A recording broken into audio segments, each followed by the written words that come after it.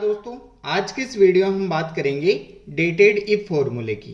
Dated if formula क्या काम करता है यह हम इस वीडियो में देखने वाले हैं। तो जो हमारा डेटेड इफ फॉर्मूला है वो अगर मान लीजिए आपके पास में कोई भी दो डेट दे रखी है, जैसे मान लीजिए एग्जांपल यहाँ स्टार्ट डेट दे रखी है और यहाँ एंड डेट दे रखी है। अब आपको इसके बीच का जो अंतर है वो जानना है, अगर ईयर्स में जानना हो सकता है या फिर मंथ में या फिर डेज के अंदर। तो ये सारी चीजें हम इस डेटेड इफ फॉर्मूले की मदद से कर सकते हैं।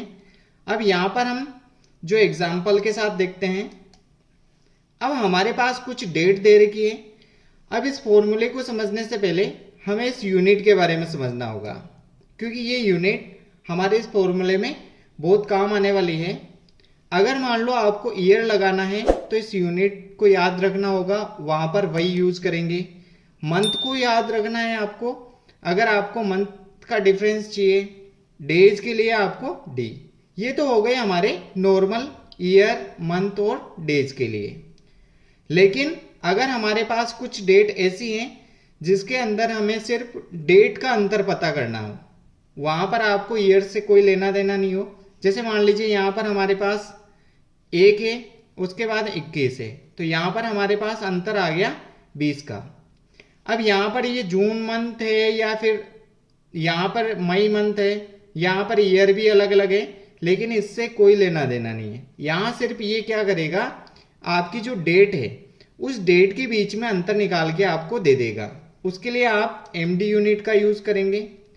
सेम एज इट इज यहाँ पर वही डी आपको यहाँ difference in days, total days के अंदर अंतर बताएगा, लेकिन यहाँ ईयर इग्नोर करेगा। ये वो कैसे, यहाँ पर जैसे 2020 है, यहाँ पर 2022 है, तो ये 2020 और 22 को यहाँ पर इग्नोर करेगा और सिर्फ आपको 1 मई से लेकर 16 जुलाई के बीच में टोटल कितने दिन हैं वो काउंट करके आपको यहाँ पे शो कर देगा।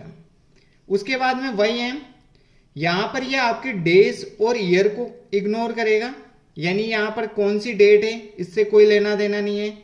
यहाँ पर ईयर कौन सा है उससे भी कोई लेना देना। यहाँ सिर्फ ये जो मंथ है उन दोनों के बीच अंतर काउंट करेगा। अब यहाँ पर जैसे हमारे पास जो ऑलरेडी डिफरेंस है, हम सेम डिफरेंस यहाँ फॉर्मूले का यूज करते हैं। मैं यहाँ पे इंसर्ट करता हूं।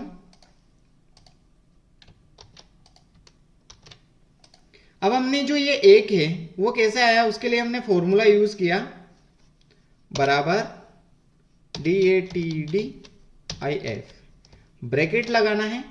अब आपको यहाँ पे स्टार्ट डेट को सेलेक्ट करना है, इसको सेलेक्ट किया, उसके बाद आपको कोमा लगाना है और एंड डेट, उसके बाद फिर आपको कोमा लगाना है। अब आपको यहाँ पर यूनिट को प्रेस करना है, या तो आप डायरेक्टली इसको लिख सकते हैं या फिर आप इस तरीके से सेलेक्ट कर सकते हैं। तो यहाँ हमने अभी इस तरीके से सेलेक्ट करी और ओके कर दिया।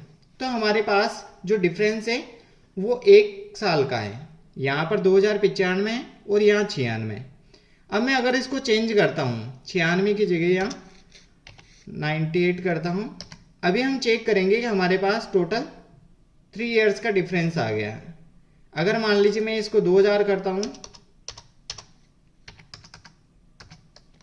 तो यहाँ पर हमारे पास में टोटल 5 ईयर का डिफरेंस आ गया 95 से 2000 के बीच। अब इसी तरीके से हम यहाँ मंथ को चेक करते हैं। यहाँ पर अगस्त है और यहाँ पे भी अगस्त है, यानी सेम मंथ है। अब यहाँ टोटल मंथ्स आपको 12 महीने दिखा रहा है, यानी 1999 से लेकर 2000 तक। अब हम यहाँ पे ईयर चेक करते हैं, 2001 करता हूं मैं, और जैसे ही 2001 करता हूं तो यहाँ पर एरर आ गया, क्योंकि आपके पास स्टार्ट डेट है वो पहले की होनी चाहिए और एंड डेट बाद की। अब हम यहाँ पे चेंज करेंगे और यहाँ पर हम टोटल 2005 कर देंगे। अभी हम चेक करेंगे तो हमारे पास 48 महीने आ गए। अब हम यहाँ पे मैं 2002 करता हूँ, तो टोटल हमारे पास 12 महीने आ गए। इसके लिए हम फॉर्मूला यूज बराबर डेटेड इफ, ब्रैकेट लगाएंगे, उसके बाद हमारी start date comma end date, फिर कोमा लगाएंगे और यहाँ से हम अभी हमें मंथ का अंतर निकालना है तो एम को चुनेंगे और यहाँ से ओके। अभी ये 12 महीने का आ गया। अब मैं जैसे ही यहाँ पे 2003 करता हूँ,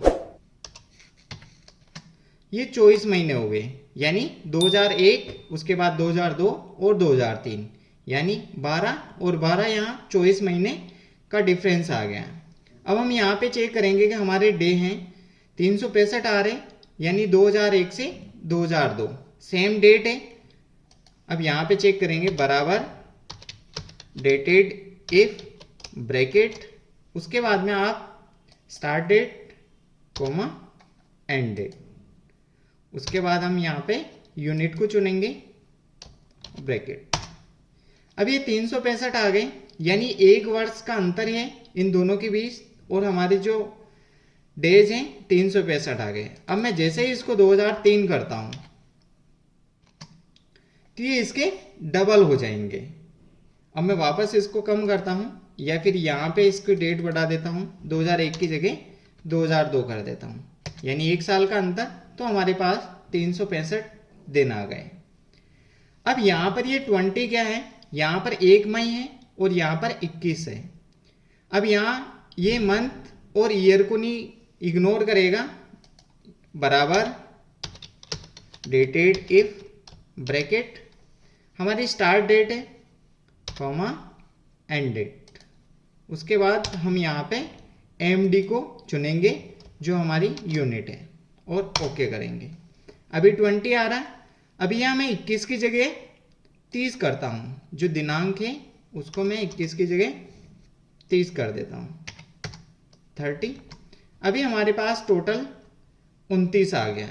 अब जैसे ही मैं यहाँ पे 31 करूँगा तो ये वैल्यू नहीं लेगा, क्योंकि जो है मंथ आपका जून वो 30 दिन का ही होता है। अगर आप जो फिक्स नहीं देंगे तो आपको एरर शो करेगा।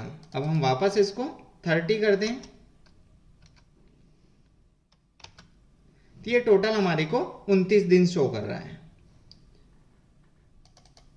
यहां से हम इसको 15 करते हैं तो यहां से 14 दिन, यहां से मैं 11 करता हूं तो ये हमें 10 दिन का अंतर बताएगा, यानी 1 तारीख से 11 तारीख तक हमारे को टोटल 10 दिन का अंतर यहाँ आ रहा है। अब उसके बाद में यहाँ पर हमें सेकंड वाले में अगर कोई 2 डेट है और उसके बीच में आपको ये ईयर को जो है इग्नोर करेगा और सिर्फ दोनों डेट के बीच में अंतर बताएगा। अभी जैसे मान लीजिए 1 मई से 16 जून तक, अगर मैं इसको यहाँ पे हम करते हैं मई, तो टोटल हमें 15 दिन का अंतर बता रहा है। 1 तारीख से 16 मई के बीच में 15 दिन। अगर हम जैसे ही यहाँ पर डेट कम करते हैं तो यहाँ पर 14 हो गए।